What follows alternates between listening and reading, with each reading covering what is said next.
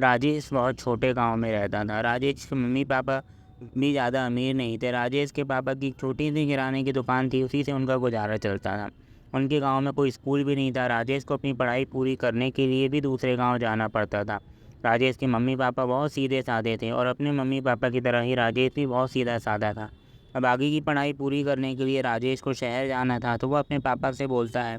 तो उसके पापा कहते हैं, देखो बेटा, अपने पास ज़्यादा पैसा तो नहीं है, लेकिन फिर भी मैंने तुम्हारे लिए कुछ पैसा जोड़ कर रखा है, मैं तुम्हें दे देता हूँ, तुम देख लो, उससे जो करना है कर लो।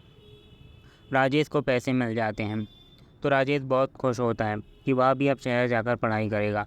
कुछ दिन बाद वह शहर के लिए निकल गया।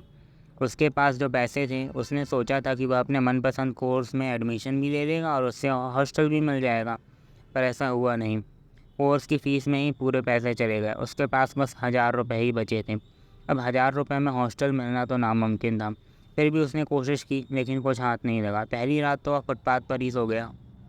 अगले दिन भी उसने कोशिश जारी रखी तो उसे एक कमरा मिला जिसमें पहले से ही 2 लोग रह रहे थे। वो भी उसमें शिफ्ट हो गया। उसका किराया 3000 रुपये बन रहा था, पर उसके पास पूरे पैसे तो थे नहीं। उसने 1000 रुपये दे दिए और वह उस रूम में आ गया। उसने ये विश्वास दिलाया था कि वो महीने के ख़त्म होने तक पूरे पैसे दे देगा। मकान मालिक अच्छा था, इसलिए मान गया।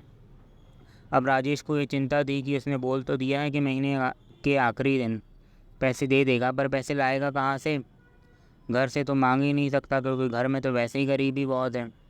तो उसने सोचा क्यों ना कहीं काम ढूंढा जाए।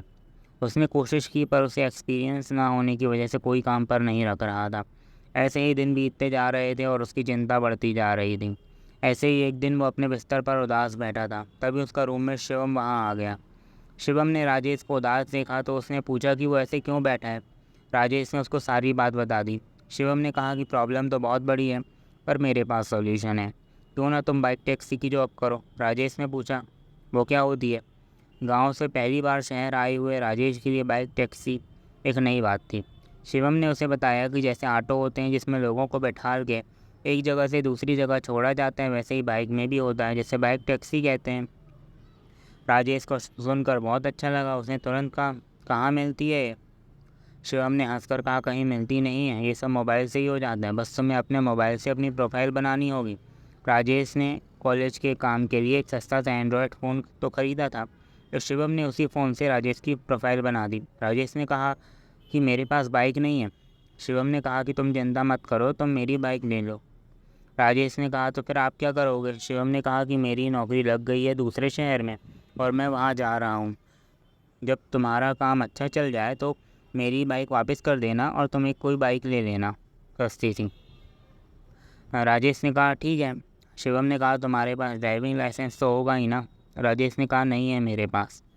तो शिवम ने कहा कि ठीक है, कोई बात नहीं, यहाँ के आरटीओ में मेरे चाचा ही हैं, मैं तुम्हारा ड्राइविंग लाइसेंस भी जल्दी ही बनवा दूंगा, बस तुम कल जल्दी तैयार हो जाना। अगली सुबह राजेश शिवम के साथ गया और ड्राइविंग लाइसेंस का प्रोसेस पूरा किया और ड्राइविंग लाइसेंस बनने का इंतज़ार करने लगा।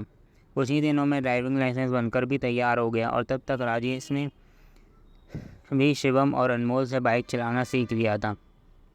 अनमोल राजेश और शिवम का ही रूममेट था। राजेश का आज पहला दिन था बाइक टैक्सी का, तो वो बहुत खुश था। वो जाता उससे पहले वहाँ मकान मालिक आ गया। वो राजेश से बोला कि तुम्हारा महीना पूरा हो गया है, पैसे कब दोगे? राजेश, जो अब तक बहुत खुश था, वो उदास हो गया। राजेश ने मन ही मन सोचा कि अब पैसे कहाँ से लाऊं। तभी अनमोल ने अपने जेब से पैसे निकाले और मकान मालिक को दे दिए। राजेश अनमोल को देखता ही रह गया। राजेश बोला कि आपने पैसे क्यों दिए? अनमोल ने बोला, ठीक है, कोई बात नहीं, मेरी तरफ से उधार समझ लो और जब तुम्हारे पास आए तब मुझे वापस कर देना।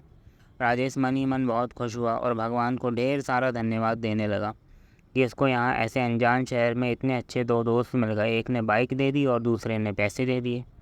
राजेश सब खुशी खुशी बाइक लेकर चला गया। पहले दिन उसकी ज़्यादा कमाई तो नहीं है, पर उसने सोचा कि आज पहला ही दिन है, बाकी दिन ठीक ही बीतेंगे। ऐसा करते करते समय बीतता चला गया और राजेश का काम काफ़ी अच्छा चल गया। उसने अनमोल का उधार भी चुका दिया, शिवम की बाइक भी उसको वापस कर दी और ख़ुद एक सेकंड हैंड बाइक ले ली। अब वो मकान मालिक को भी अपना किराया खुद देने लगा। सब सही चल रहा था।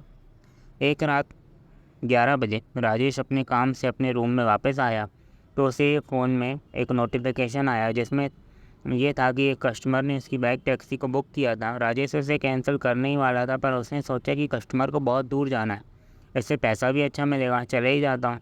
राजेश उस रिक्वेस्ट को एक्सेप्ट करके चला गया। राजेश उस कस्टमर को अपनी बाइक में बिठाकर चला जा रहा था। उस कस्टमर को जिस जगह जाना था वो शहर से बहुत दूर थी। राजेश उस कस्टमर को छोड़कर वापस आ रहा था और रात के 1 बज रहे थे। रास्ता पूरा जंगली था, सुनसान रोड, चांदनी रात और ठंडी ठंडी तेज हवाएं। ऐसे में तो किसी को भी नींद आ जाए, पर राजेश सो नहीं सकता था क्योंकि वो गाड़ी चला रहा था। वो अपने आप को जगाए रख के जैसे तैसे गाड़ी चला रहा था। तभी उसे सड़क किनारे सफ़ेद फ्रॉक में एक लड़की अपना हाथ हिलाते हुए देखी। राजेश ने उसके पास गाड़ी रोक दी। उस लड़की ने कहा कि वो उसे घर तक छोड़ दे। राजेश ने सोचा कि वैसे भी वो अकेले ही जा रहा है, उससे अच्छा वो किसी को लेकर चला जाए। तो उसने उस लड़के से कहा, ठीक है, बैठ जाओ।